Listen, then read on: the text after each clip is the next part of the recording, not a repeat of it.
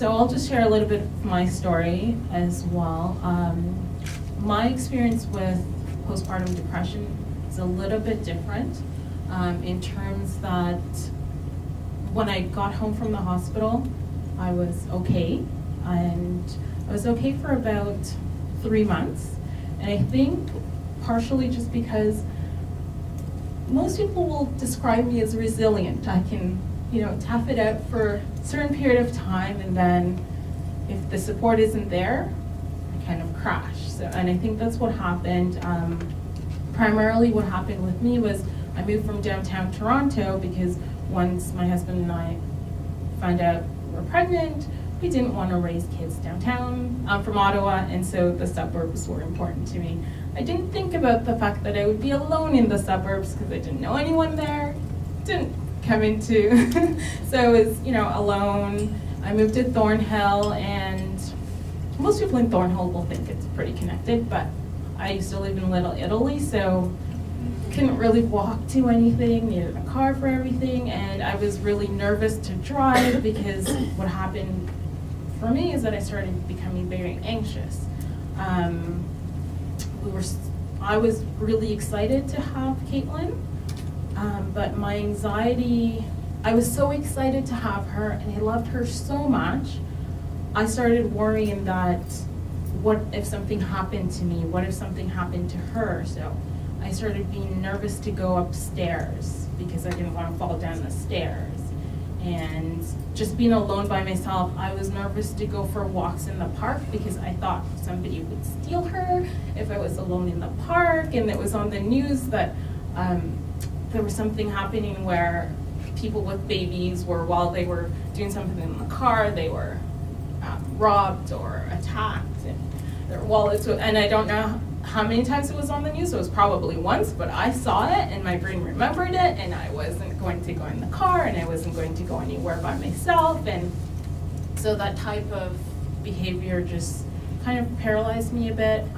I was alone in that none of my friends had kids, and I didn't really know anyone with kids, and my husband was at work, and he tried to be as supportive as he could, but it wasn't really what he expected, and no one really tried in terms of my family. They didn't know what I was going through because I've always been the person that got things done. I fast-tracked through school, I got the jobs that I wanted, and if anyone could do it, I could do it. So no one thought that I might need help, and I didn't ask for help because I wasn't used to asking for help. And it just spiraled. And what helped me, because primarily I think it was just not having anyone to talk to, not having any friends that I could share with, because I did, and my best friend will forgive me, we've had this talk, but I remember calling her at work one day, and I was complaining that, this is so difficult, and this is not what I expected, and, I don't want this anymore. And she's like, well, you have the dream, you're married, you have a house, you have a car, and you have a new baby. That's what I want so bad. So stop complaining. So I stopped talking to her about babies anyways. She didn't have kids, and she was married, so it was just a different life. And so I knew that I needed to reach out to other mothers, primarily in the community. So I actually started a group online, and it was very raw.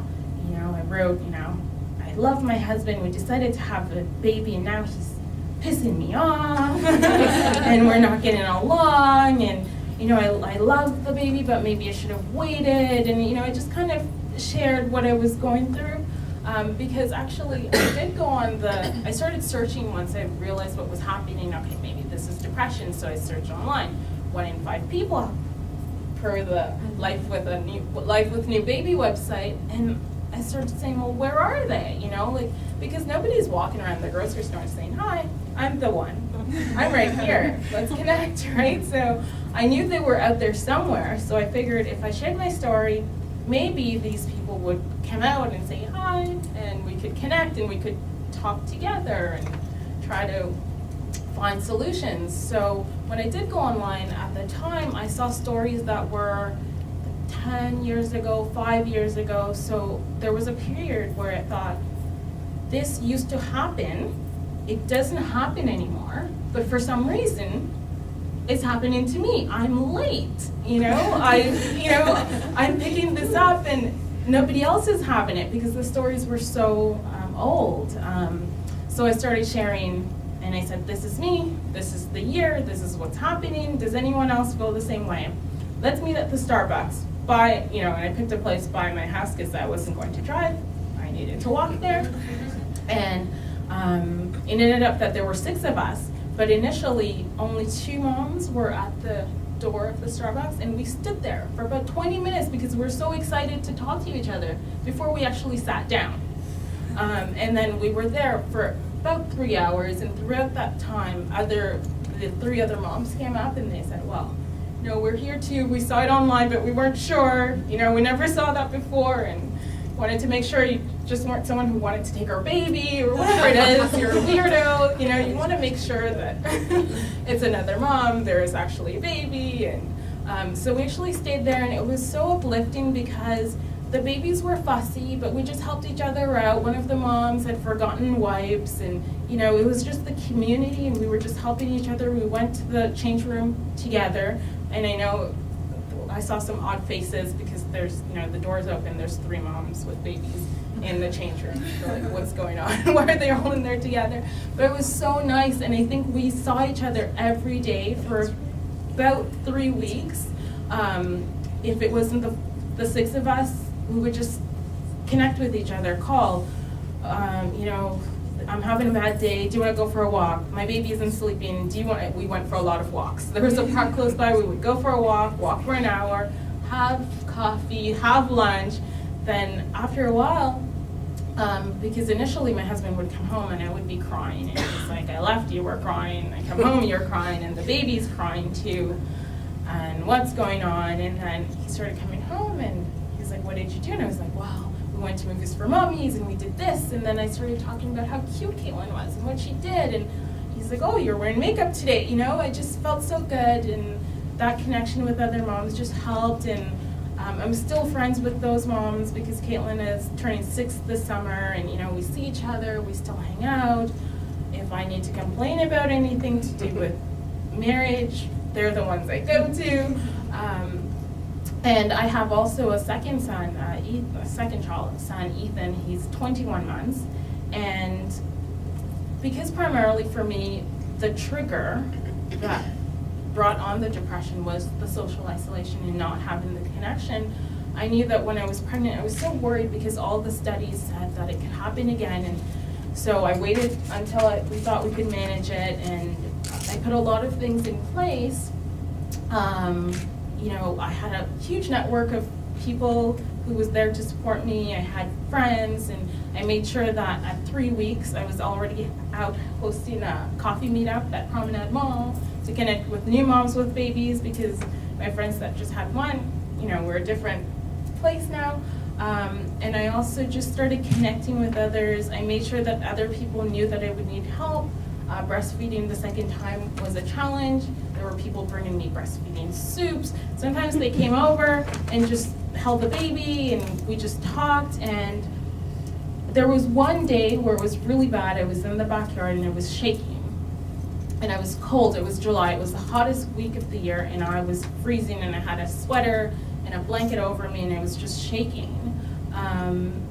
But that was the only day that I had where I didn't feel emotionally well. Obviously, there were days when I was really upset and I'm nursing at 12 o'clock at night, or the baby didn't sleep at all that night, but I had people that I could talk to. I could text, or I could say, okay, can you come over tomorrow? And that made a really big difference for me. I think that I did have, with Ethan, periods where my mood was low, but I didn't go into depression. I didn't have the chance to feel really low because I had that support around me. And that's initially why I started Life with the Baby, because I could see the difference after just 5 to 6 months of just that interaction with other mothers, and the ability to just connect and share based on life stage what was going on. That made a huge difference for me, and I did reach out to other groups initially, because I decided to set Life of a Baby up as a not-for-profit agency, because when I did reach out, I remember going to an event, I paid $20 to connect with others, and I had a muffin and a coffee, and then it was just basically brands being promoted to me. And that wasn't why I was there. I went to try to meet other moms, but I left feeling worse than when I got there, because all the other moms looked really happy and okay, and they were all just talking about how wonderful everything was. And so I left even worse than when I got there, because online there was nobody, and then in person everybody was doing so well. So I wanted to make sure that the program is run in a way that parents are the main focus. So we provide workshops and programs for both moms and dads, because obviously dads and the couple relationship is a key part as well. But we wanted it to be focused on the parents and on the connection, and in collaboration with all the other community partners, because we know that the social isolation is one piece, but there's many parts to this. And so we want to make sure that parents are connected with the resources in their community in conjunction with connecting to their peers.